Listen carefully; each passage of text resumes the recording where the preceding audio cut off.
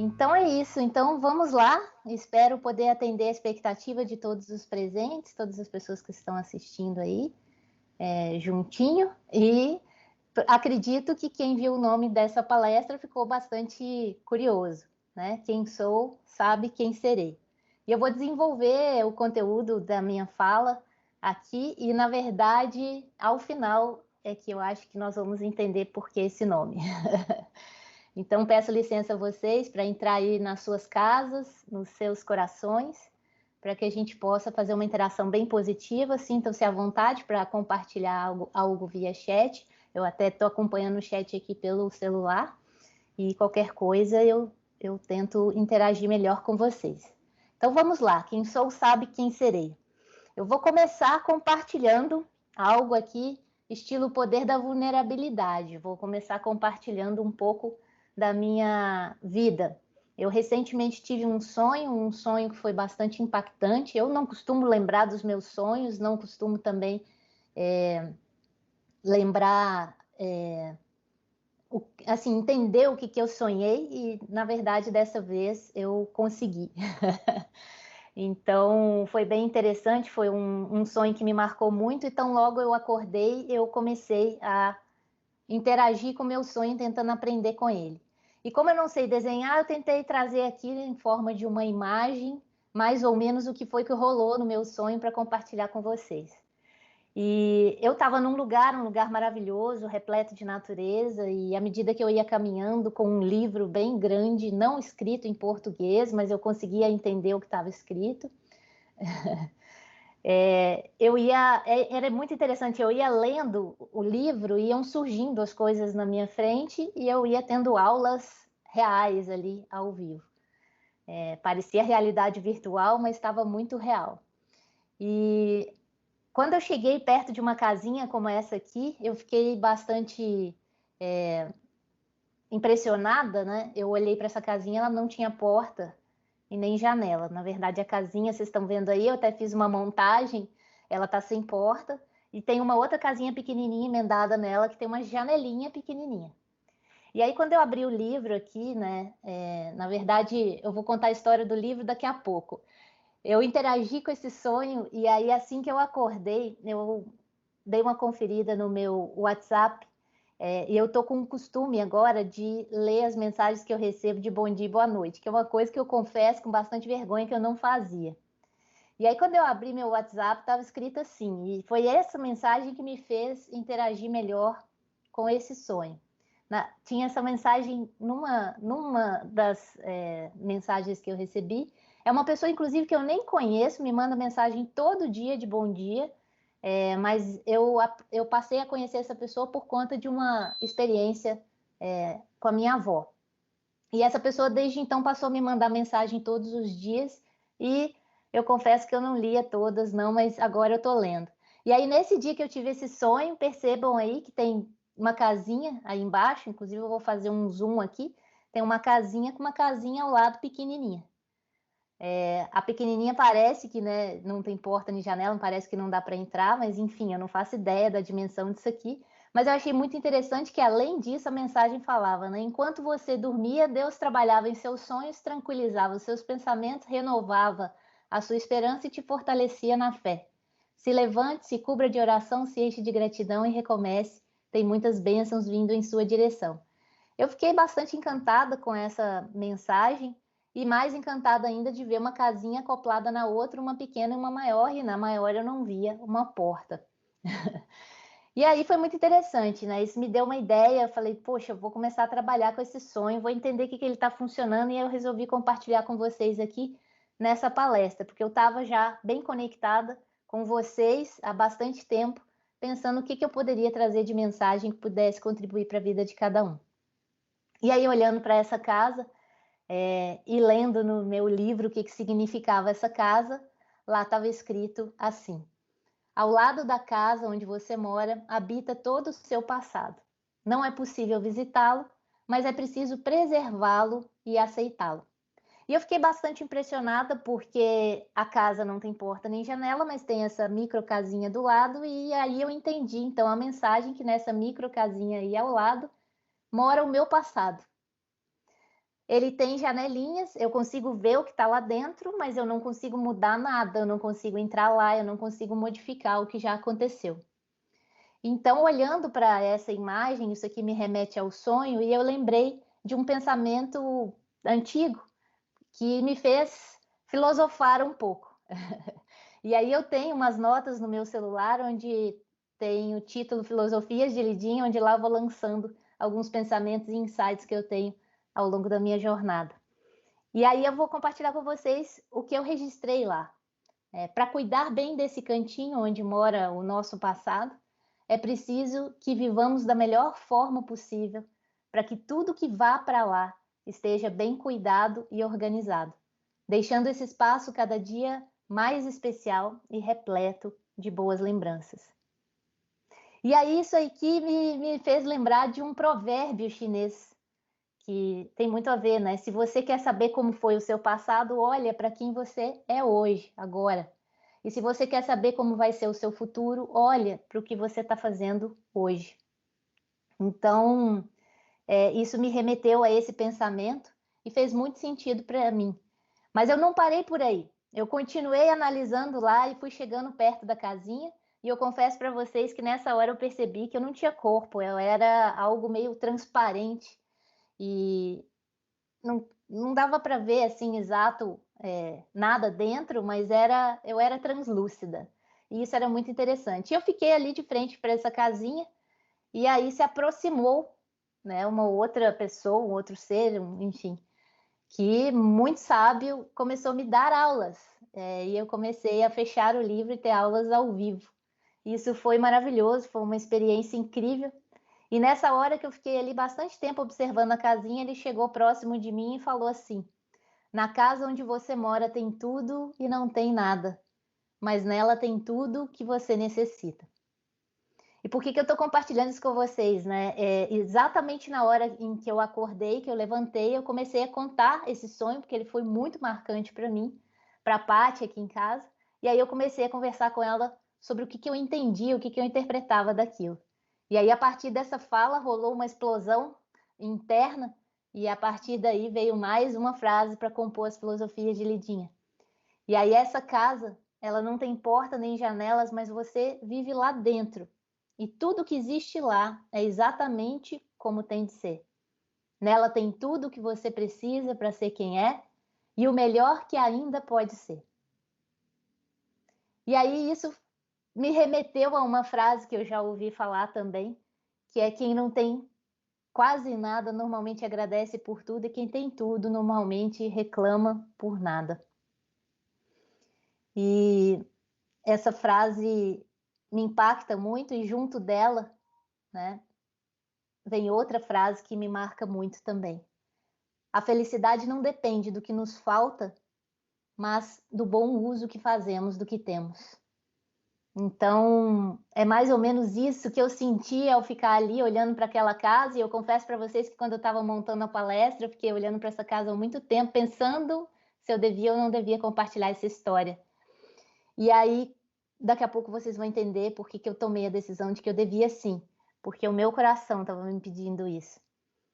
E por que eu compartilho esse sonho com vocês? Porque a sensação que eu tinha ao olhar para a janelinha daquele cantinho acoplado à casa, onde mora o meu passado, era de querer olhar lá para dentro e só ver coisas legais, ver tudo organizado, ver tudo limpo, arrumado, ver um lugar tão especial que desse vontade de entrar lá para poder visualizar.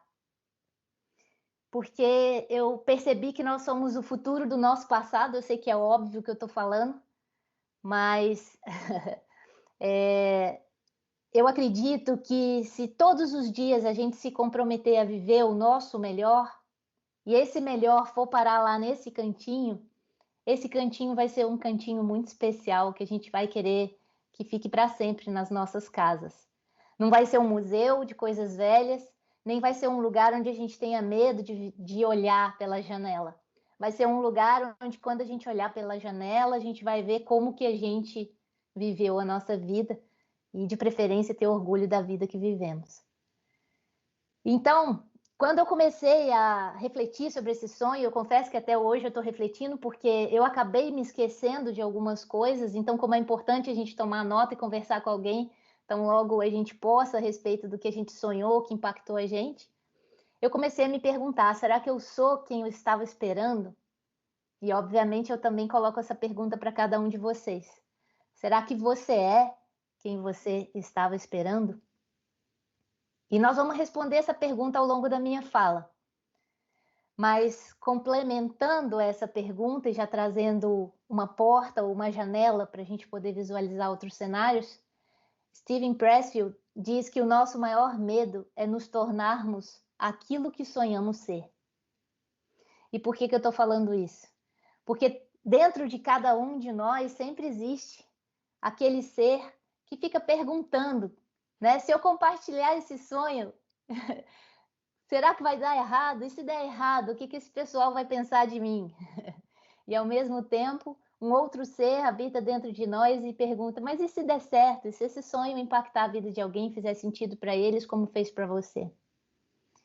E aí essas perguntas moram dentro de nós e muitas vezes a gente opta por não fazer algo que a gente sente vontade, outras vezes a gente faz algo que a gente sente vontade e de tudo isso a gente só vai saber as consequências depois que a gente fizer. Mas na verdade o nosso maior medo ele não é sermos inadequados. O nosso maior medo é não saber que nós somos poderosos além do que podemos imaginar. É a nossa luz e não a nossa escuridão que mais nos assusta. E essa frase, eu acredito que todos vocês já ouviram ela em algum lugar, em algum filme, né? O filme Coach Carter tem essa fala e é muito impactante. E essa frase tem muito sentido, a gente tem muito medo. Medo de ter medo, medo de não agradar, medo de não ser amado, medo de não se sentir pertencendo, medo de não ser aceito, medos, medos, medos, medos de todos os tipos. Mas se ao invés da gente ficar se perguntando por que a gente é assim, será que a gente não poderia se perguntar para que somos assim e estamos agora aqui? Inclusive, pergunto para vocês, né? Por que estamos aqui reunidos? Será que tem algo aqui que nos conecta? Né? Acredito que esse assunto é um assunto para as pessoas que buscam a resposta para perguntas como essa. Então, o autoconhecimento ele é um processo, né? Ele não é um curso onde você tem um certificado de conclusão. Aliás, você nunca vai receber um certificado de um curso de autoconhecimento, porque ele não finaliza. Ele é um processo que só tem início, tem uma passagem só de ida, é um processo que precisa de autocompaixão para que a gente consiga libertar a nossa essência. Então, eu acredito muito que o nosso maior desafio está em nós mesmos. O nosso maior desafio é superar as nossas próprias limitações internas. E a principal delas tem o nome de resistência. Resistência interna. Quem deu esse nome foi o Steven... Nossa, já vou falar o livro dele aqui, do livro Superar Seus Limites Internos. Né? Já vou mostrar para vocês o que ele fala sobre isso, inclusive. Mas antes disso, vale relembrar uma frase do Jung, onde ele diz que é mais fácil começar do zero e construir uma máquina que te leve à lua do que começar do zero e construir um conhecimento que te leve ao interior de si mesmo. Profundo, né? Mas eu confesso que eu super concordo com essa frase e eu vejo muito isso. E esse é um movimento bastante difícil, muitas vezes fica muito difícil quando a gente lida aí com a nossa luz e com a nossa sombra. É realmente a viagem mais difícil de todas aí, como diz a Ieda. E aí acaba que a gente começa a procrastinar. Quando começa a ficar difícil, começa a doer, começa a ter sofrimento, a gente acaba deixando um pouco para depois, porque parece que a gente não está preparado para lidar com aquilo naquele momento. Mas aqui o Steven Pressfield, extraído do livro dele, Como Superar Seus Limites Internos, ele diz o seguinte: a procrastinação é a forma mais comum de resistência, porque é mais fácil de racionalizar. Nós não pensamos, jamais eu vou compor a minha sinfonia, mas sim nós pensamos, eu vou compor a minha sinfonia, mas eu vou começar amanhã. Então, vira e mexe, o que é que hoje a gente poderia fazer que a gente acabou deixando para amanhã? que tem aí nas nossas listinhas que vira e mexe a gente deixa esse check para outro dia? E fica a pergunta, será que nós vamos ter outro dia? O momento que estamos vivendo, essa é uma reflexão cada vez mais poderosa.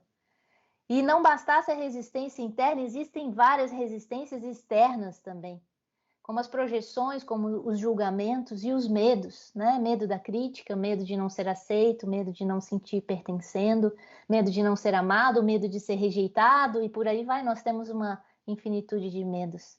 E aí a gente começa a se sentir preso. Porque quando a gente olha para os outros, a gente projeta a nossa luz, mas a gente projeta também a nossa sombra, que geram gatilhos para dores e sofrimentos internos, que muitas vezes a gente não quer encarar, então a gente prefere se desconectar. E aí a gente acaba até mesmo rejeitando o movimento do outro, né, de se tornar uma pessoa melhor, de se trabalhar. Não sei vocês, mas faço a pergunta aí, já sofreram bullying por trabalhar autoconhecimento, autodesenvolvimento e coisas afins? Eu confesso que eu já sofri bastante bullying por falar de todas essas temáticas que eu sou tão apaixonada. E às vezes o que a gente observa é isso, todos tentando controlar a todos para que ninguém faça o que todos gostariam de fazer. Então aquilo que a gente rejeita, aquilo que a gente nega, aquilo que a gente julga no outro, muitas vezes é um retrato do que nós estamos vivendo agora. Eu falo muito com as pessoas que as nossas atitudes e as nossas falas são verdadeiras confissões de quem somos. E se a gente observasse bem isso, a gente ficaria bastante abismado com tudo que a gente observa. Então eu quero propor para vocês aqui agora, claro, né, meu modo aqui sempre participativo, eu quero propor para vocês um exercício de expansão de consciência.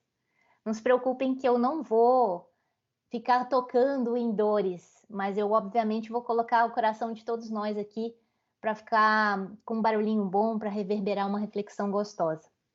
Então vou pedir para vocês para que se imaginem como se fosse um carro. Imagina que você é um carro, eu botei aqui um Fusca amarelo, entendedores entenderão.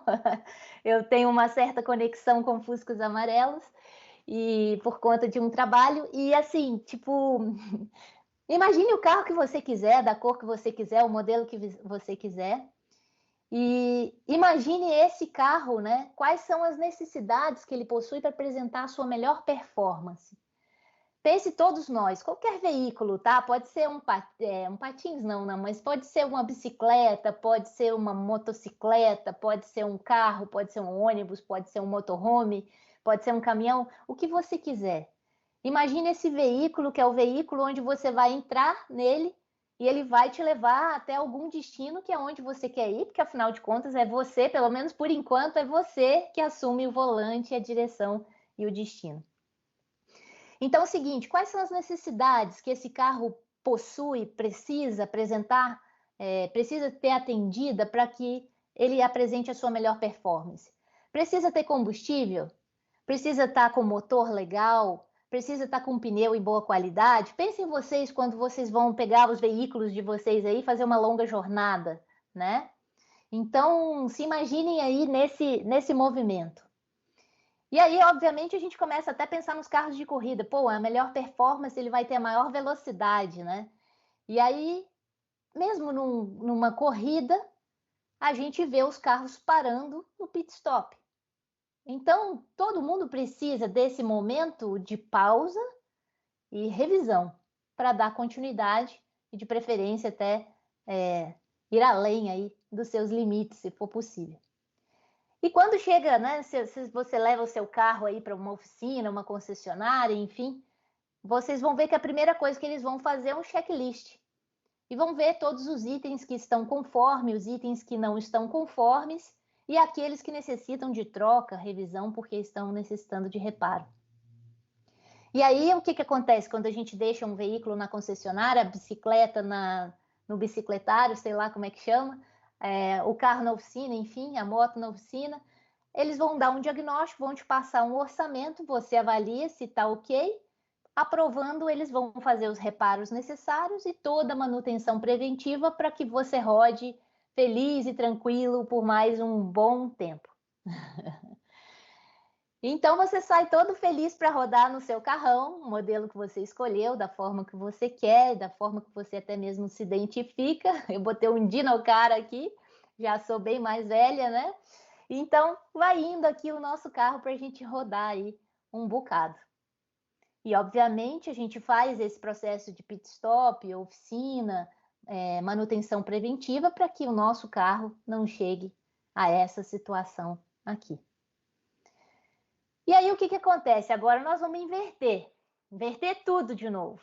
Agora que você conseguiu visualizar todo esse cenário é bastante óbvio, inclusive, nós vamos voltar para você. Agora pense que esse carro é você, né? Então, agora você deixou de ser um carro e você passou a ser você mesmo. Você costuma fazer revisão? Você costuma fazer um check-up para ver se você está bem? Você para num pit stop para trocar peças aí, talvez? Na verdade, o ideal é que a gente não pare no pit stop, nem precise ir para a oficina, né? No nosso caso aí seriam tipo os hospitais, né? As clínicas. Então, tomara que a gente não precise disso. E para a gente não precisar disso, a gente precisaria de uma manutenção diária, preventiva, para não precisar parar para poder resolver os problemas criados pelo mau uso, né? Desse nosso super veículo. Então vamos lá, vou fazer uma pequena triagem com vocês e vamos fazer aí uma pequena revisão para ver como que vocês estão, tá? Então eu trouxe aqui o checklist, eu peço a vocês que peguem um papel, uma caneta e vamos ver aí o que tá ok e o que não tá ok. E vocês vão assinalando aí no papel de vocês e se puder compartilha no chat, tá? Eu estou acompanhando o chat de vocês aqui, do pessoal que está no Teams, eu estou acompanhando aqui pelo celular. Então vejam lá, como que está a sua capacidade de concentração, sua capacidade de foco? Você é uma pessoa que consegue se concentrar super bem ou você tem tido dificuldades para se concentrar e manter o foco? Como que está seu entusiasmo, seu ânimo, sua motivação? Ou você anda um pouco desanimado, meio desmotivado? Como que está a qualidade e mesmo a quantidade do seu sono? Se você está dormindo mais tarde, acordando mais tarde, se você está dormindo pouco, está tendo dificuldade para dormir, se você está dormindo muito, está tendo dificuldade para acordar, como é que você está em relação ao seu sono? E a sua capacidade de trabalho? Você está se sentindo mais produtivo ultimamente, nesse período todo aí que nós estamos vivendo de pandemia? Como que está a sua produtividade? Você acha que ela aumentou, que ela diminuiu? Como que está isso para você? E seu nível de alegria? Você tem se sentido alegre todos os dias, animado, empolgado? Você tem metas e objetivos diários para cumprir? Uma listinha cheia? Eu adoro, não sei se vocês conseguem ver minha câmera aí, não sei se está dando para ver. Eu adoro fazer listinhas e, meu Deus, eu tenho uma satisfação tão grande em cortar os itens da listinha. Mas e você, como é que você está com isso? Ou nem tem listinha, ou tem listinha, mas não sabe onde ela foi parar. E o seu bem-estar, como é que está o seu bem-estar? Ou está mal-estar nesse momento? Você está meio, não tô legal. Né? Eu faço uma enquete com os alunos quando eles vão entrar na sala de aula para saber como eles estão e vira e mexe tem uns que respondem assim, nem sei, deixa eu parar para pensar. Ou alguns, puxa, que pergunta, mas eu acho que eu não tô legal. Então tem de tudo. E tem os que estão de boa na lagoa e super bem também, mas enfim. Como que está seu nível de satisfação com a vida? Você tem se sentido satisfeito? Você está tranquilo? Né? Como que está essa questão? E a sua iniciativa, a sua proatividade? Você está com bastante gás para poder começar as coisas? Está com bastante perseverança? Você visualiza problemas que você pode solucionar antecipadamente, que é o que a gente chama de proatividade? Como é que você está em relação a isso? E aí, eu não sei como vocês estão, mas gostaria que vocês compartilhassem aí no chat se nesses itens vocês estão com a maioria conforme ou não conforme. Como é que está isso para vocês? Então, vamos ver. Existem vários cenários e, obviamente, com essa triagem, eu não estou buscando diagnosticar absolutamente nada, tá? Ó, o pessoal está respondendo aqui, tem gente que está a maioria, ok, maravilha. Daqui a pouco eu vou trazer uma missão para vocês. Depressão, geralmente, é um estado de totalmente impotência. Pode ser que as pessoas que estejam num quadro grave de depressão não tratado nem estão, talvez, aqui presentes, exato por estar realmente um pouco desconectado de tudo. Existe um quadro intermediário a isso e um quadro de excessos, um quadro de esgotamento, um quadro beirando burnout, um quadro sem energia. Esse quadro também, às vezes, a pessoa não tem nem energia para entrar aqui nessa palestra e participar com a gente, né? Então, existem muitas pessoas, e atualmente eles estão estudando muito isso, porque eles verificaram que durante a pandemia, pelo menos os trabalhos que eu pude acompanhar, eles não observaram assim um aumento muito grande, tão grande quanto se esperava, vamos dizer, de depressão e de ansiedade. Por quê? Porque, na verdade, a gente já está com um quadro bastante alto dessas doenças. No entanto, eles observaram uma outra coisa que não tinha nome, né? Mas agora tem, que é um estado intermediário, mas que a pessoa sente que ela não está nem com depressão, nem com burnout. E aí vamos ver se vocês se identificam. É um estado intermediário que geralmente é negligenciado da nossa saúde mental.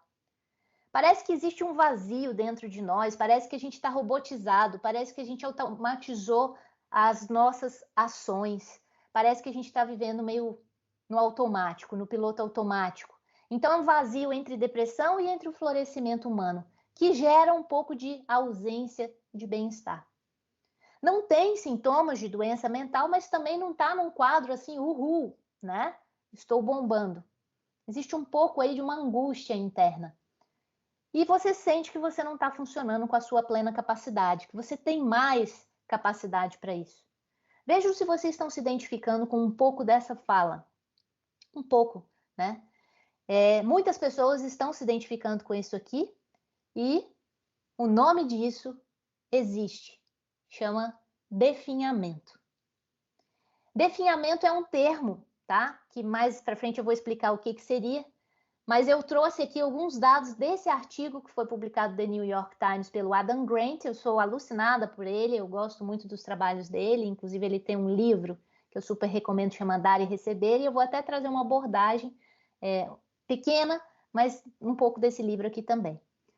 Mas nessa notícia se fala o seguinte: há um nome para esse mal-estar que muitas pessoas estão sentindo na pandemia e o nome disso é definhamento. É um estado mental, muitas vezes negligenciado, que embota a nossa motivação, nosso foco, né? E tem sido uma emoção predominante para o pessoal aí no ano de 2020, pós 2021, pós 2020, onde a gente ficou muito no movimento de luta e fuga.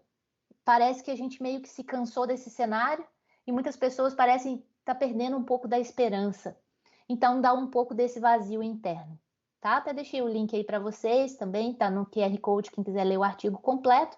Mas eu vou trazer um pouco da essência disso aqui para a gente poder desenvolver nossa fala.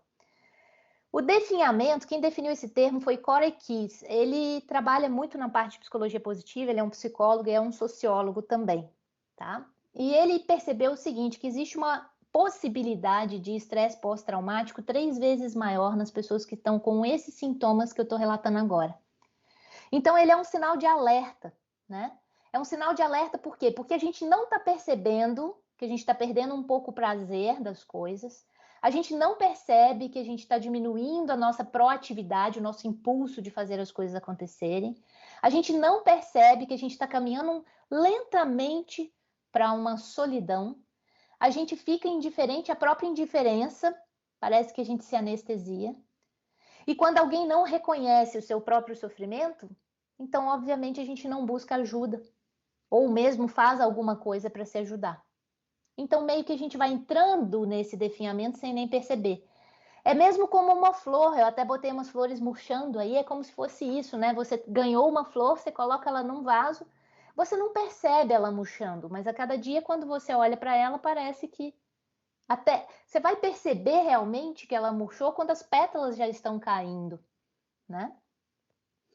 E aí, né, a gente já pode ter entrado num quadro que é preocupante. Então, mesmo que você aí que está me ouvindo não esteja se identificando com o que eu estou falando, com esse definhamento, pode ser que você possa identificar alguém que esteja e com isso poder ajudar essas pessoas. Tá? Então, eu estou falando isso com um intuito muito importante. Teve gente que falou ali que, na maioria, estava ok no checklist.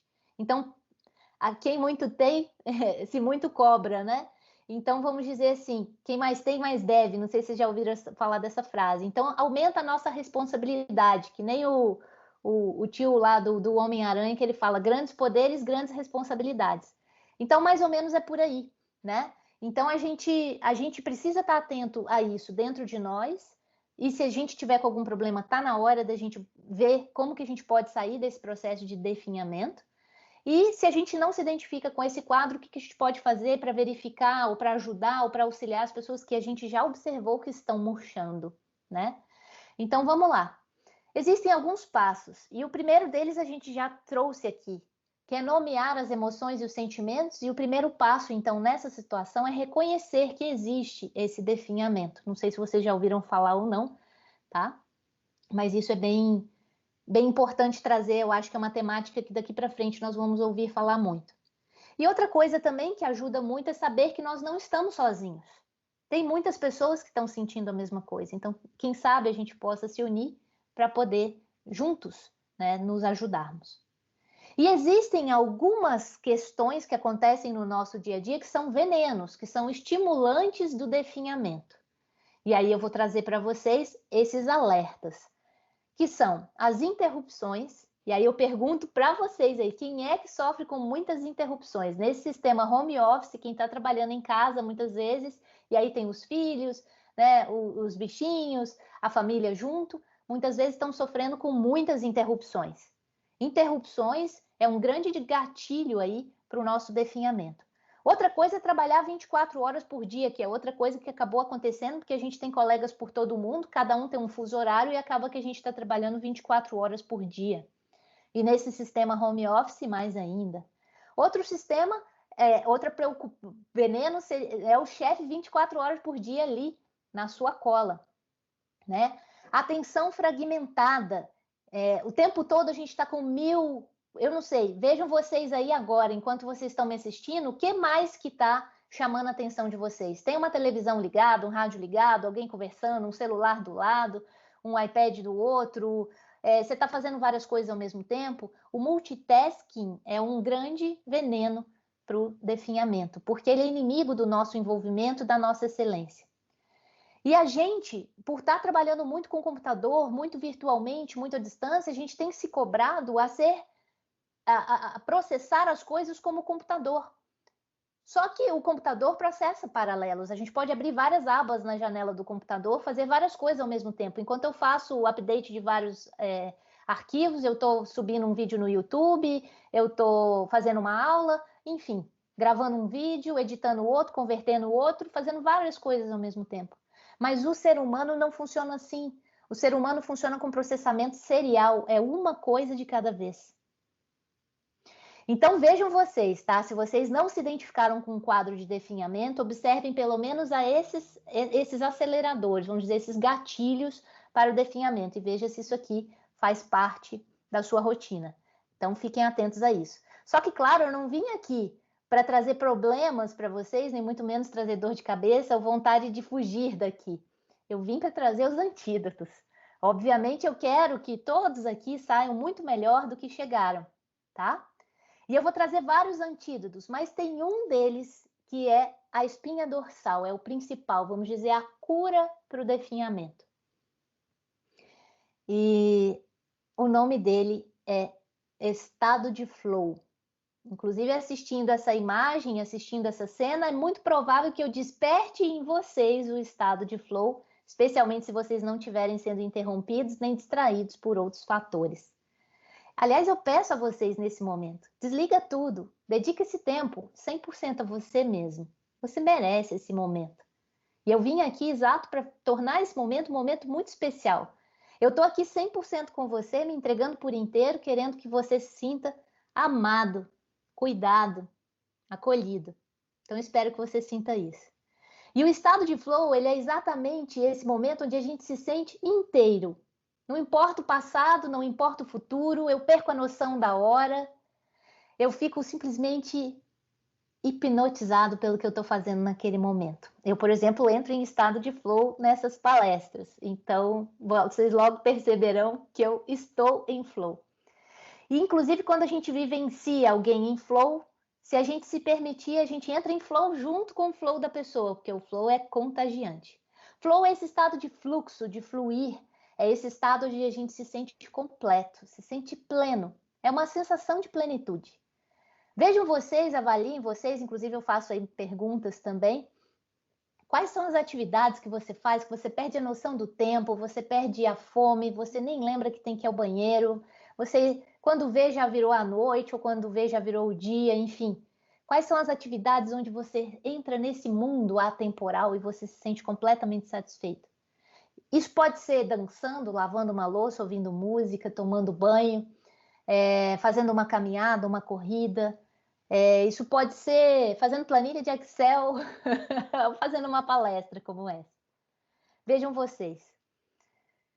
Outra coisa que a gente pode fazer além do estado de flow, e podem compartilhar, tá? É a gente se promover novos desafios. Fazer algo diferente, aprender uma atividade nova, assistir uma palestra totalmente diferente como essa, que não tem lugar nenhum. E a partir daqui, se colocar à disposição para fazer coisas diferentes, mesmo que seja por curto período de tempo. Novos desafios. Um quebra-cabeça, aprender a plantar bananeira, a pular corda, enfim, qualquer coisa que dá para fazer aí aonde você está. Isso também ajuda muito e promove o que a gente chama de experiências agradáveis. Experiências agradáveis é aquele momento que eu estou fazendo algo tão gostoso que mesmo que eu não esteja em flow, eu gostaria de poder dar um pause no relógio para que esse tempo não passe de tão gostoso que está esse momento agora. Para mim, eu estou assim agora conversando aqui com vocês. Não sei aí, do lado de lá, como que tá. Mas espero que esteja sendo uma experiência agradável para vocês. E outra coisa é ter um trabalho significativo. Se você não tem um trabalho significativo, então promova algum, crie algum, que seja um trabalho voluntário. Algo que traga um preenchimento para o seu coração. Algo que você sinta que você está fazendo a diferença. Tudo isso tira a gente do definhamento. É como se a gente colocasse água na plantinha que está murchando. Exatamente isso. E aí eu vou compartilhar com vocês um caso muito interessante. Isso aqui foi um experimento feito numa empresa de software na Índia, onde eles estavam avaliando algumas coisas que eles podem fazer para aumentar a produtividade dos funcionários.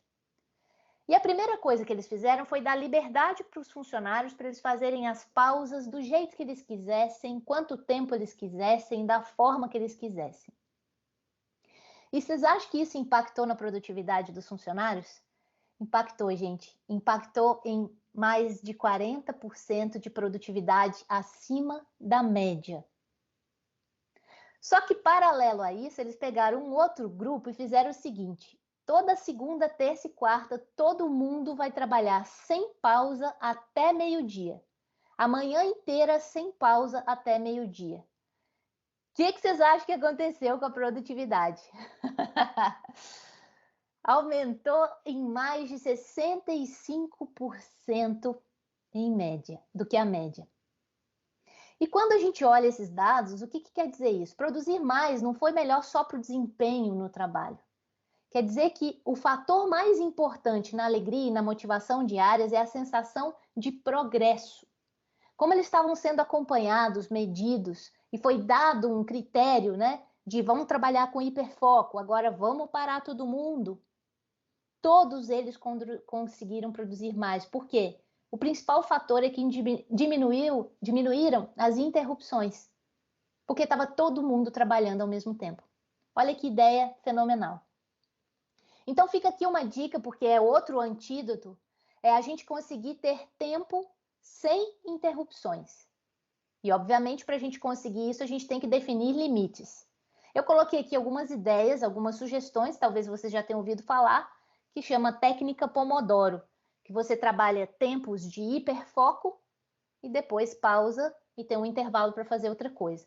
Esses tempos são pré-determinados. Existe um modelo tradicional, com o tempo, mas você pode adaptar o tempo ao seu estilo. E o que se observa quando a gente trabalha com blocos de tempos ininterruptos? Quando a gente trabalha com esses blocos de tempos e a gente define esses limites, a gente começa a cuidar disso como se fossem tesouros que a gente tem que proteger. E esses blocos de tempo, eles eliminam todas as distrações constantes e nos dão liberdade para a gente se concentrar. Porque às vezes nem a gente se dá liberdade para se concentrar, porque a gente acha que tem que estar atento a tudo o tempo todo. Não, gente, nós não somos antena parabólica, né? Podemos encontrar alívio em experiências que captam toda a nossa atenção. Inclusive, trabalhar uma atividade por vez com hiperfoco gasta menos energia do que dividir o meu foco em 1000 tarefas. Provavelmente vocês já ouviram falar disso. Multitarefas não existe, a gente divide o foco em várias tarefas, e aí, obviamente, também diminui a excelência do nosso atendimento, né, do nosso rendimento em cada tarefa. Vejam aqui esse exemplo, eu vi esse post no Instagram, eu fiquei alucinada. A mamãe está trabalhando, não entrem, veja ela criando os limites para poder ter os blocos de tempo. Por favor, as respostas para as perguntas são: no armário, no quarto, na geladeira, como uma fruta, não, não sei, para de brigar e amo vocês. Eu achei sensacional. Né? Porque nós não somos apenas o funcionário da empresa, o estudante da UDESC, nós somos esposa, irmã, tia, prima, amiga, colega, chefe, enfim, nós somos várias funções ao mesmo tempo. E a gente tem hoje atuado dessa forma, né? Multifunção. E não dá, na verdade, a gente tem que realmente delimitar tempo para cada atividade, né? E outro antídoto também é a gente celebrar pequenas vitórias, a gente ter pequenos objetivos e celebrar pequenas vitórias diárias. Ter um tempo todos os dias para a gente se concentrar num desafio que seja importante para a gente. Um projeto interessante, alguma coisa que deixa a gente animado, empolgado, para criar vigor, para criar energia, né? Para revitalizar. Entusiasmo, gente, eu não sei se vocês já ouviram falar sobre isso, mas entusiasmo é como se a gente colocasse o divino que habita em nós para o mundo, a partir das nossas ações. Entusiasmar é você se encher dessa divindade que existe em você e compartilhar isso com o mundo. Isso é encantador, né?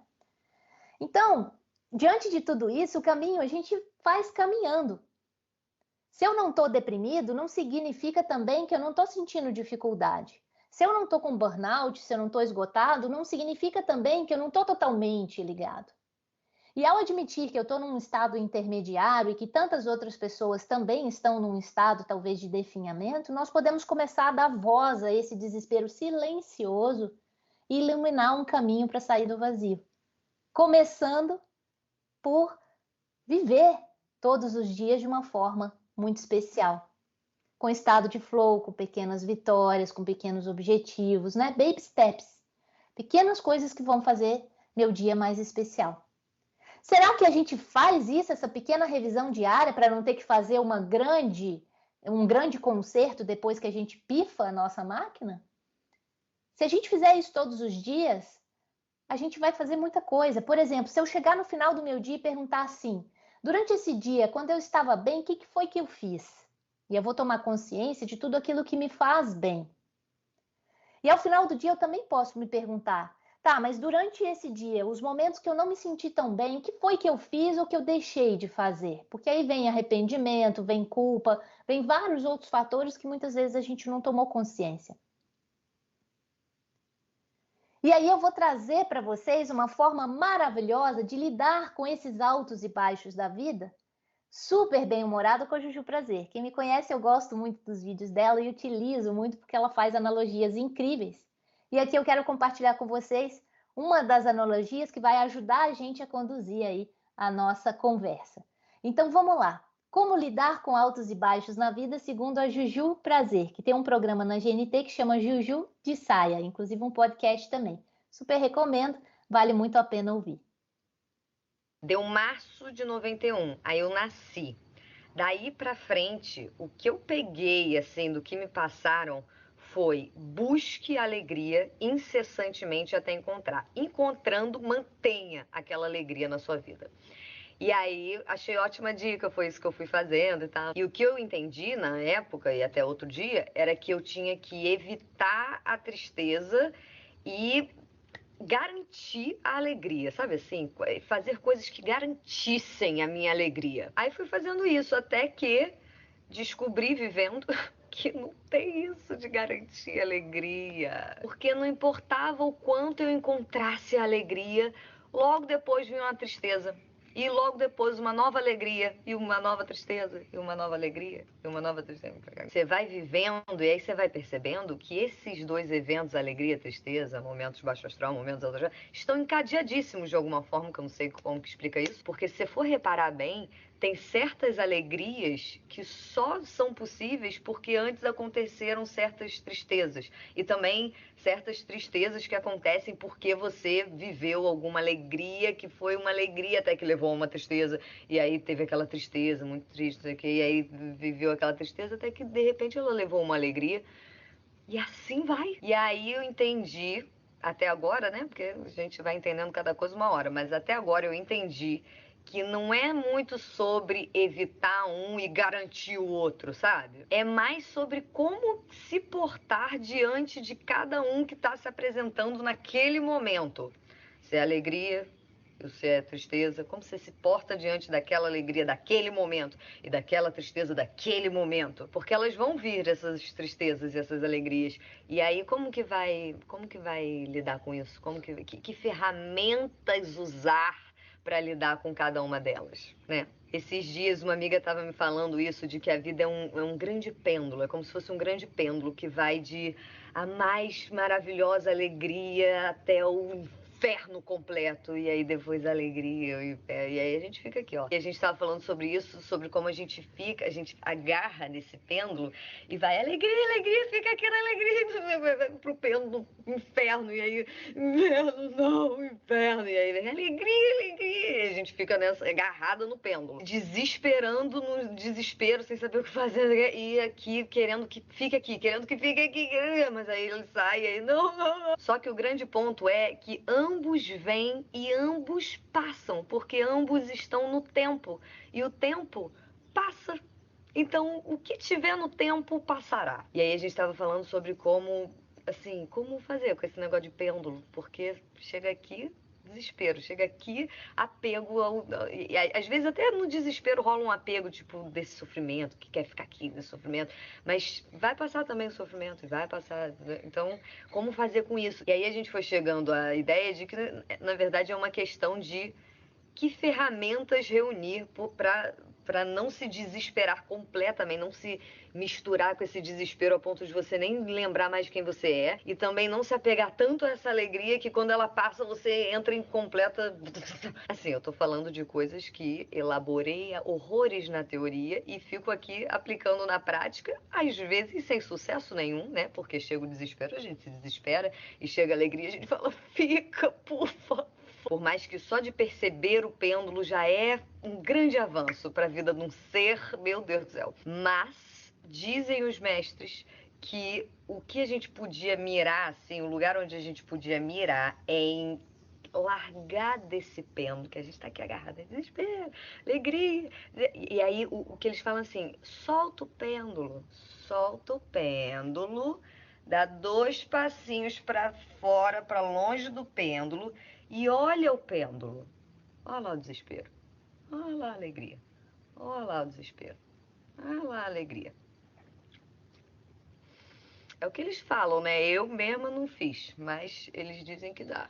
Porque aí, quando você olha o movimento dele, do pêndulo, sem estar amalgamada no pêndulo, você começa a perceber que você não é o pêndulo. Ele faz parte de você, mas ele não é você, sabe? E eu acho que se tem alguma forma de lidar com mudanças abruptas na nossa vida ou coisas que a gente não entende como aconteceram e tudo mais, eu acho que aí tem um caminho.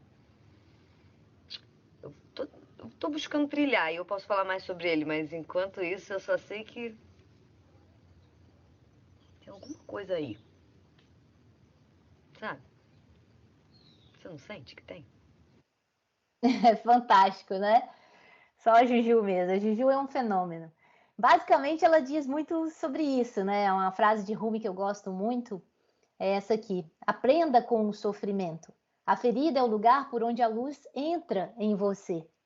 Então, é muito legal que a gente possa permitir isso. O sofrimento é um professor. Se a gente puder olhar para o sofrimento como um professor, ele vai ensinar para a gente as melhores lições. E a gente vai passar até mesmo a ter orgulho das nossas cicatrizes, né? Então, não perca a sua luz diante da adversidade, né? Para cada um aparece grandes guerreiros, grandes batalhas. Então, para cada um vai aparecer a luta, que é a luta que você consegue lutar. E aí, parafraseando um pouco o Tim Gallwey, existe uma ferramenta fantástica que chama Stop, né, que foi criada por ele.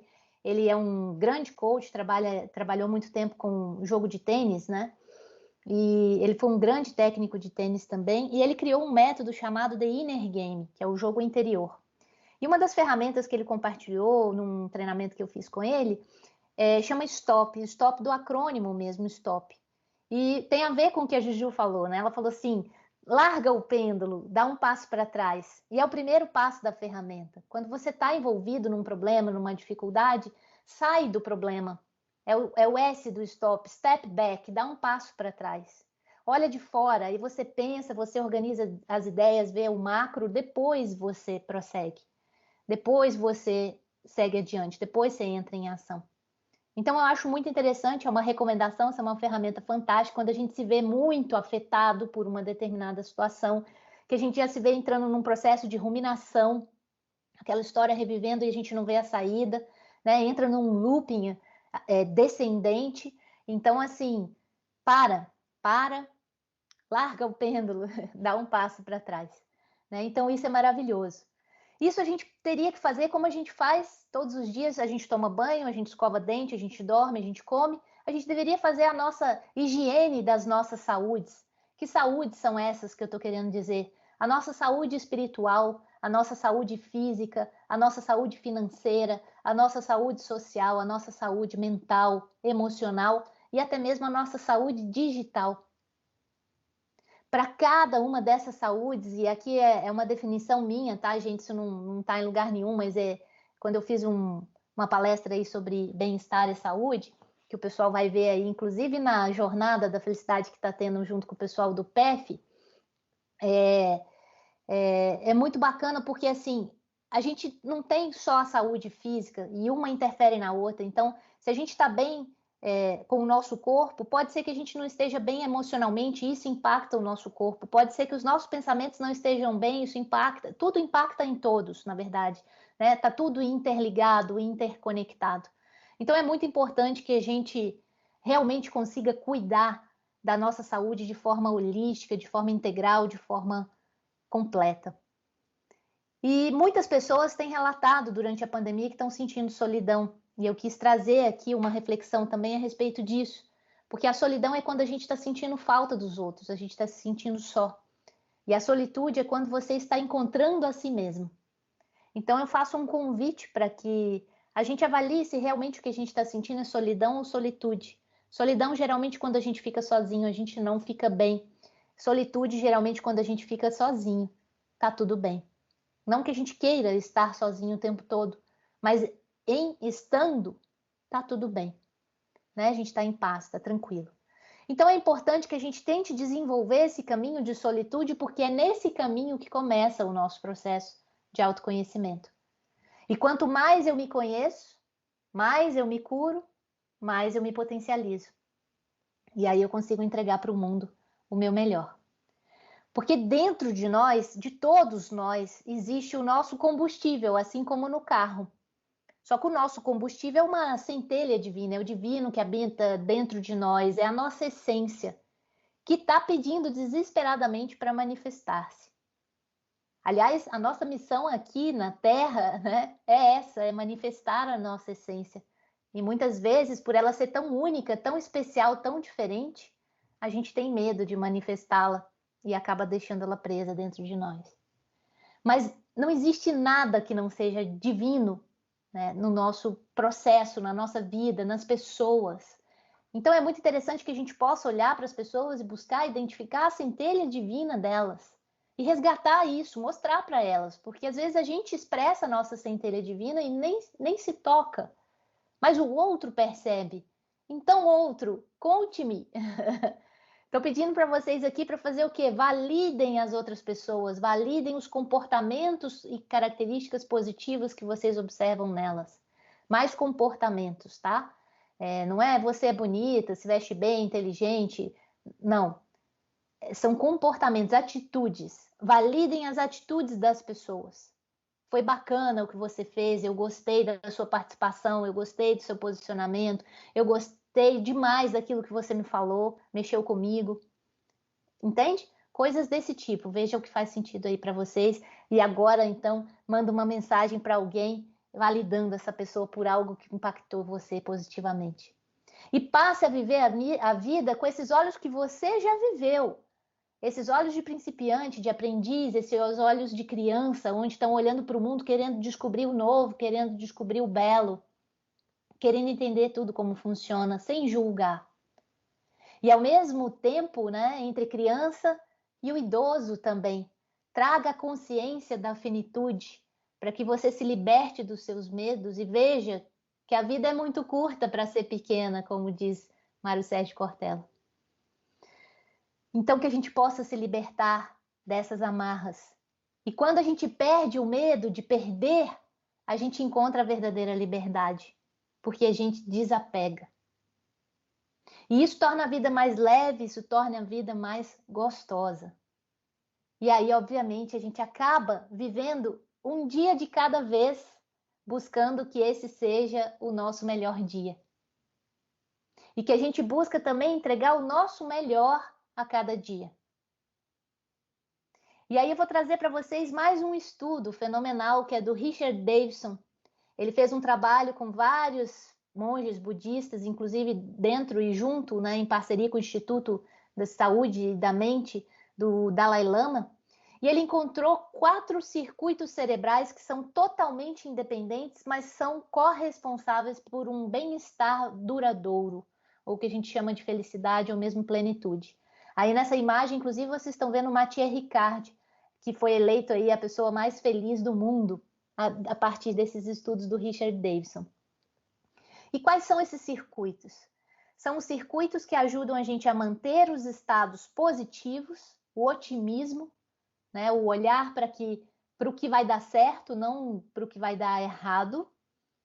O segundo é recuperar de estados negativos. Então vejam que faz parte do processo o estado negativo. Eu vejo muitas pessoas falando de felicidade tóxica, positivismo tóxico.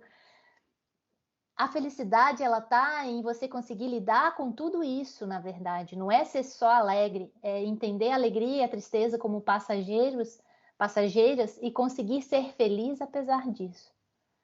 Né? Então, recuperar estados negativos é a resiliência, ou mesmo o termo antifragilidade, que Nassim Taleb utiliza muito. Ao passar por uma dificuldade, né, mais ou menos como o que não nos mata nos fortalece. Então, ao passar por uma dificuldade, a gente não volta ao estado anterior. A gente, na verdade, vai sair dali mais forte e maior. Né? E o terceiro ponto é a concentração e evitar divagação. Vejam que tem a ver com o que eu falei dos antídotos para o definhamento. Faz parte de um dos circuitos cerebrais. E o outro é generosidade, praticar a generosidade. Então vejam que interessante, eu já falei dos estados positivos, de recuperar dos negativos, já falei da concentração e evitar divagação, e agora vamos falar então da generosidade. E o Dalai Lama aqui, junto com o Richard Davidson, fizeram vários estudos, chegaram a essa conclusão. E essa aqui é uma fala do Dalai Lama. Devemos ter um egoísmo sábio em vez de tolo. O egoísmo tolo significa que você só pensa em si mesmo, que não se importa com os outros, intimida os outros e explora os outros. Mas, na verdade, cuidar dos outros, ajudar os outros, no final das contas, é uma forma de descobrir o próprio contentamento e ter uma vida feliz. Então, é isso que eu chamo de egoísmo sábio. Eu acho muito bacana.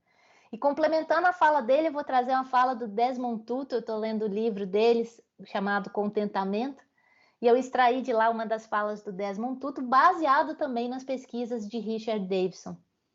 E ele coloca assim: somos programados para nos importar com o próximo e sermos generosos uns com os outros. Nós murchamos quando não podemos interagir. Percebam aqui, eu vou parar nessa frase um pouco. Nós murchamos quando não podemos interagir. E é bem isso que está acontecendo durante a pandemia com o isolamento social. E é bem isso que é o definhamento. Então veja o Desmond Tutu já prevendo o que está acontecendo conosco. E nós dependemos uns dos outros para podermos ser completamente quem somos. Então vejam aí como que a gente pode fazer para interagir, socializar, nos ajudar, né? De uma forma ou de outra. Então, esse livro é realmente muito especial. E aí ele faz até uma comparação disso com o Ubuntu, que é uma tradição, uma filosofia, né, africana, onde se diz que eu sou porque nós somos. A felicidade compartilhada é muito mais real. Né? Eu sou muito mais feliz quando eu compartilho minha felicidade com vocês, com outras pessoas, com quem eu amo. Né? Eu acho que vocês conhecem essa história. E aí ele conclui que nós aprendemos a ser humano com outros seres humanos. Não tem como a gente crescer, se desenvolver sem relacionamentos. Inclusive fica aí até o convite, né? Na quinta-feira que vem a gente vai ter um módulo sobre relacionamentos positivos baseado na ciência do bem-estar e da felicidade chamada psicologia positiva. Só vocês entrarem no Instagram do PEF, eu acho que o pessoal pode compartilhar aí no chat, né? Formacão Integral, acho que é isso, né? Formacão Integral, formação integral. E aí vocês podem se inscrever e participar de todos os módulos. E é bem isso, né? Vejam aí, em volta de você, o seu computador, a sua roupa, tudo que você sabe. Se tudo isso não dependeu de outros seres humanos para que você tivesse, para que você aprendesse, para que você se desenvolvesse. Para você ser quem você é hoje, dependeu, inclusive, do seu pai e da sua mãe para te conceber. Então, ninguém consegue evoluir sozinho. É bastante limitado esse movimento. Então, contribuir para a felicidade de alguém é a melhor forma da gente ser feliz. E é isso, basicamente, que se conclui nesse livro do contentamento. E trazendo uma frase de uma das formações que eu fiz, eu acho muito bacana, e vejo aqui que muitos de vocês são da área de saúde, né? É preciso cuidar daquilo que é bom em quem não está bem, porque isso é essencial para que essas pessoas consigam sair do lugar onde elas estão. E quando a gente fala é preciso cuidar daquilo que é bom em quem não está bem, é trazer o divino que a gente vê nessas pessoas para elas mesmas visualizarem, para elas mesmas perceberem, é validar os comportamentos positivos dessas pessoas. Então, reforço. Mandem aí alguma mensagem de validação para alguém, pode ser que vocês salvem o dia dessas pessoas. E se importar, o que mais importa. Veja esse vídeo tão simples e ele diz tanto, né? Diz tanto sobre a famosa lei do dar e receber. E a minha capacidade de dar é proporcional à minha capacidade de receber. Veja que linda essa cena e veja o que é dar sem desejar nada em troca. Esse é o doar, esse é o se entregar. Essa é a forma mais genuína da gente criar abundância e prosperidade na nossa vida. Eu faço por querer fazer, eu faço porque isso me faz bem. Eu não faço esperando algo em troca. E ao mesmo tempo, claro, eu vou trazer aqui uma reflexão do quanto que é importante também. Quando a gente percebe que a gente está sem condição de dar, porque a gente está sem, como é preciso a gente pedir ajuda. E quando a gente pede ajuda, a gente inclusive está dando oportunidade ao outro de dar para então receber. Então, dar a oportunidade de ajudar as pessoas também é algo bacana. E, ao mesmo tempo, eu poder quebrar o meu orgulho e perceber que eu também preciso de ajuda. E quando eu aceito isso, eu abro espaço para receber. E aí eu aumento a energia que eu tenho para dar. Lindo isso, né? Lindo esse gatinho com esse rapaz. E sabe quem que está no comando da sua vida para tomar todas essas decisões? Se vai ou não vai acreditar em tudo isso que eu estou falando? Porque basta experimentar para poder ver se faz sentido ou não? É você mesmo, né?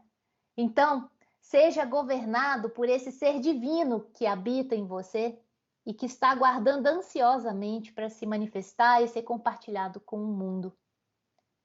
E aí o Dalai Lama, inclusive, traz nesse mesmo livro do contentamento essa fala que eu quero compartilhar com vocês, que eu acho muito lindo, porque ensina a gente uma forma muito especial de viver a vida, em contentamento, em estado de plenitude. E ele coloca assim: assim que eu acordo, eu me lembro do ensinamento do Buda, a importância da bondade e da compaixão, desejando algo de bom para os outros, ou pelo menos a diminuição do seu sofrimento. E então eu me lembro de que tudo está interrelacionado. O ensinamento da interdependência. Veja o que Desmond Tutu falou também, e aqui o Dalai Lama fala com outras palavras. E ele complementa: dessa forma, eu defino a minha intenção para o dia, que este dia deve ser significativo. E significativo quer dizer, se possível, servir e ajudar os outros. E se não for possível, então, pelo menos, não prejudicar os outros. Isso é um dia significativo. E eu espero de coração que todos os dias vocês possam se fazer essa pergunta: por que valeu a pena viver o dia de hoje? E tendo resposta significa que você sim entrou nessa leva do contentamento e passou a transformar a sua vida numa vida significativa, porque você vive intensamente dias significativos. Então deixo para vocês esse convite também de encerrar o dia respondendo essa pergunta. Isso pode mudar a vida. E aí a gente entra num processo que é chamado cientificamente de florescimento humano. Florescimento humano é quando eu consigo viver uma vida prazerosa, uma vida significativa e uma vida que vai além de mim mesmo. Que a partir de mim eu consigo contribuir para as pessoas, para o mundo, de alguma maneira. Isso é o florescimento humano. Então eu desejo a cada um de vocês que está aí que a sua presença no ser melhor, de uma forma harmonizada, convoque a luz de cada um à sua volta. E é isso que nós somos. E essa centelha divina nossa, essa centelha divina pode acender a centelha divina de todos que estão à nossa volta. E com isso, cada um de nós consegue colocar a sua essência, colocar o seu melhor para fora também. É exato isso aqui que eu estou falando. Ser mais eu, permitindo que você seja mais você. E que todos nós sejamos livres em atender às expectativas. Ninguém nasceu para atender a expectativa de ninguém. Né? Quando a gente fala assim, eu me decepcionei com fulano, eu não me decepcionei com fulano. Né? O fulano não me decepcionou, na verdade, fui eu que me decepcionei. Por quê? Porque eu criei uma expectativa que vai além dele, da capacidade dele. Então eu me iludi. Né? Então é muito importante que a gente realmente abra mão dessas expectativas e comece a ser mais e não esperar mais. E assim hoje eu sou a consequência de quem eu fui até agora, e amanhã eu serei a consequência de quem eu escolhi ser hoje, né? E isso ainda está em tempo, o dia ainda não terminou. Então hoje eu escolho ser o melhor que eu posso ser, e isso é o suficiente. E quando eu falo o melhor que eu posso ser, não é melhor que o outro, nem maior que o outro. É o melhor que eu posso ser, para mim e para os outros. Experimente você aí viver um dia de tal forma que seja o melhor dia da sua vida até então e veja o que acontece. Já pensou se o mundo todo tivesse uma meta em comum e essa meta diária fosse essa que eu estou compartilhando aqui? Ser melhor que ontem? Como será que seria o mundo em que viveríamos? Não esperar que o amanhã seja melhor do que hoje, mas sim em me comprometer a fazer de amanhã melhor do que hoje. Como nessa tirinha, né? E se não houver o amanhã, você foi feliz hoje? Então que a gente possa parar de resistir à felicidade, parar de procrastinar a nossa felicidade e começar a ser feliz agora, porque a gente já descobriu que a felicidade é uma questão de escolha e, obviamente, ela depende do que eu faço hoje, do que eu faço agora. Felicidade é uma prática, né? Aliás, ser feliz dá trabalho, mas que bom esse trabalho, né? Então, que possamos viver o dia que nem nessa tirinha. Que dia é hoje? Hoje é hoje, meu dia predileto. E aí o produto final da nossa vida vai ser o quê? Vai ser como construímos a nós mesmos e o quanto contribuímos para o outro. E nós vamos descobrir isso a cada dia, que nós somos muito melhores e mais humanos do que pensávamos ou imaginávamos. E o nosso legado não vai ser o dinheiro que a gente deixou, as coisas que a gente fez e as pessoas que aqui ficaram. O nosso legado, e ele já começou, é a forma como tratamos cada pessoa que conviveu com a gente nessa jornada. Percebam vocês, como que vocês se lembram das pessoas, independente se estão vivas ou se já faleceram. Vocês vão sempre se lembrar delas pela forma como elas conviveram com você. E isso interfere na forma como vocês conseguem enxergá-las. E aí eu vou fazer uma pergunta crucial para que a gente consiga refletir ainda mais profundamente sobre isso. O que te qualifica como ser humano e não como profissional? É fácil falar o que a gente faz, né? Eu fiz especialização nisso, mestrado naquilo, doutorado naquilo, mais tantas formações e não sei o que lá, mais tantos títulos de não sei o que lá. Sou esposa, sou mãe, sou filha, sou prima, sou tia, sou professora, tenho vários papéis. Mas tudo isso não me qualifica. O que me qualifica como ser humano? O que é da minha essência que as pessoas já reconhecem? O que é da minha essência que me define e é validado pelos outros porque entrou em ação? E aí a gente observa que, na verdade, eu não sei se vocês se lembram, eu comecei uma pergunta lá atrás, no início da minha fala. Você é quem você estava esperando?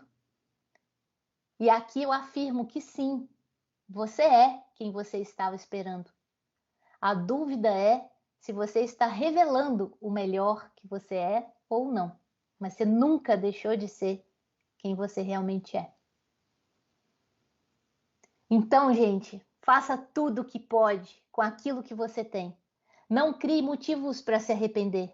Crie atitudes para se orgulhar.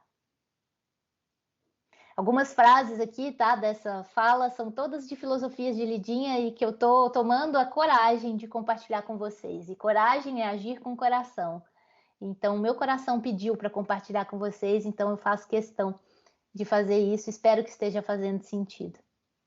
E, obviamente, tudo aquilo que a gente faz é como uma pedra lançada num lago, né? Que criam ondas e essas ondas vão sem fim, impactando outras ondas. E cada comportamento, cada atitude nossa, cada fala nossa impacta positiva ou negativamente na vida das outras pessoas. Por isso, tudo que é lei da ação e reação, tudo que eu faço tem um impacto, gera um impacto. E essas consequências desses impactos são a validação das nossas decisões, se foram corretas ou não. E, obviamente, nesse caminho, a gente assume a autorresponsabilidade. Se vocês não gostarem dessa palestra, eu assumo total responsabilidade de que eu fiz o meu melhor, mas que pena que não deu certo. Mas se vocês gostarem dessa palestra, eu também assumo a responsabilidade de que eu fiz o meu melhor e que bom que deu certo. E assim a gente segue. E, obviamente, quando a gente muda a nossa forma de ver o mundo, pode mudar todo o mundo em que vivemos. E é que nem a questão do copo meio cheio e meio vazio. Depende da forma como a gente olha. E a vida é assim. Aí, em torno de você, tem muito mais motivos para você agradecer do que para reclamar. Basta que você tenha olhos para reconhecer isso. E aí, obviamente, se a gente não tem, a gente vai entrar num processo onde a gente sabe que é possível desenvolver isso. É que nem os nossos softwares, nossos aplicativos, eles têm um processo de update, né? De atualização. Então, a gente também tem isso. Eu não sei se tem um botão que aperta, mas se tiver, está no meio do seu peito. É o seu coração. E o tempo todo a nossa vida está pedindo atualização.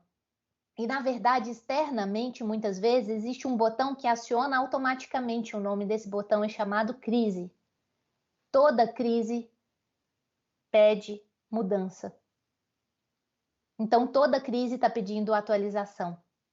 É a mesma coisa com softwares, com os aplicativos. Quando eles estão dando problema, é preciso fazer uma atualização para que esses bugs parem de acontecer. Então é bem isso, né? E obviamente fica a super dica para que a gente não perca energia e não deixe vírus nenhum entrar na nossa vida. E quando eu falo vírus, eu estou fazendo analogia aos vírus de computador, claro, e estou fazendo também aqui uma forte abordagem em relação ao coronavírus. Onde eu não posso ser quem sou, não quero ficar. Não é ali o meu lugar. E como diz Frida Kahlo, onde não puderes amar, não te demores. E é bem isso. Onde está o seu coração, é aí que está o seu tesouro. Deixa ele te guiar. Ocupe-se integralmente com o seu propósito até não ter mais tempo nenhum de se preocupar com o que pensa a seu respeito. E eu acho isso fantástico, porque a gente muitas vezes deixa de fazer, deixa de cumprir o nosso propósito, porque a gente fica preocupado com o que os outros vão pensar. Gente, quando a gente encontra o nosso propósito, não interessa o que os outros pensam, interessa que a gente consiga cumpri-lo. Porque a gente sente que está fazendo a diferença, e isso é o suficiente. E na vida a gente sabe que nada é permanente, exceto a mudança. É como o rio. O rio que molha o seu pé hoje, a água do rio que molha o seu pé hoje nunca mais será a mesma, né? Tem um ditado mais ou menos parecido com isso. E eu não sei se vocês já ouviram, existe uma versão atualizada do mundo VUCA, que tanto se falou aí nas últimas décadas. E agora se chama BANI, que vem de frágil, ansioso, não linear e incompreensível. Um termo que foi criado antes da pandemia e que com a pandemia fez muito sentido. E esse é o momento que a gente está vivendo. Um momento de muita fragilidade, um momento onde as pessoas estão muito ansiosas, é um momento não linear, a gente não consegue saber como que vai ser o dia de amanhã, a semana que vem, o mês que vem, o ano que vem, a gente não faz ideia. E isso tudo é bastante incompreensível e a gente quase enlouquece se tentar entender. Então, gente, o flow, o estado de flow é fluir, é seguir o fluxo da vida. E seguindo o fluxo da vida, a gente vai perceber que amanhã não seremos mais o que fomos no passado e muito menos o que somos hoje. Por quê? Porque a gente decidiu ser cada dia melhor. E que bom. E que bom, porque a água parada apodrece. Que sejamos então como os rios. E aí eu peço e convido a vocês que, se a partir dessa fala de hoje vocês puderem levar só essa mensagem de agora, eu acho que vocês já levaram a essência de tudo que eu gostaria de compartilhar.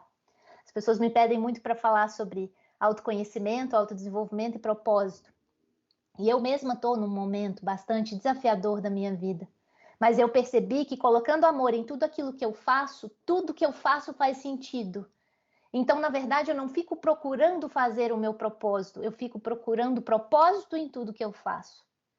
E aí eu entro em flow em tudo que eu faço, e quando eu sinto que eu estou contribuindo para a vida das outras pessoas, eu percebo que eu estou realizando o meu propósito, mesmo sem perceber. Então, a minha recomendação, se eu puder dar uma dica para vocês, é vivam momentos de flow todos os dias e compartilhem isso, o fruto desses momentos de flow, com as outras pessoas, que vocês estarão praticando flow e generosidade. Automaticamente vocês vão viver diariamente de propósito e não com um propósito, né? Por quê? Porque é uma atividade volitiva, partiu da sua vontade, você escolheu viver a vida com propósito. Então eu fico muito feliz se isso fizer sentido para vocês, e vou ficar mais feliz ainda se depois vocês puderem compartilhar comigo como foi essa experiência, se fez sentido para vocês. Então desejo que amanhã vocês acordem e já coloquem como meta: o que eu vou fazer para tornar o meu dia significativo? E aqui estão as dicas poderosas para não só tornar seu dia significativo, como um dia com propósito. E aí eu encerro, e eu acho que agora sim a ficha cai definitivamente do porquê é o título da palestra de hoje.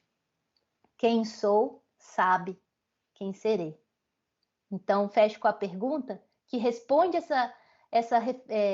ajuda a responder, né, dentro de você essa reflexão.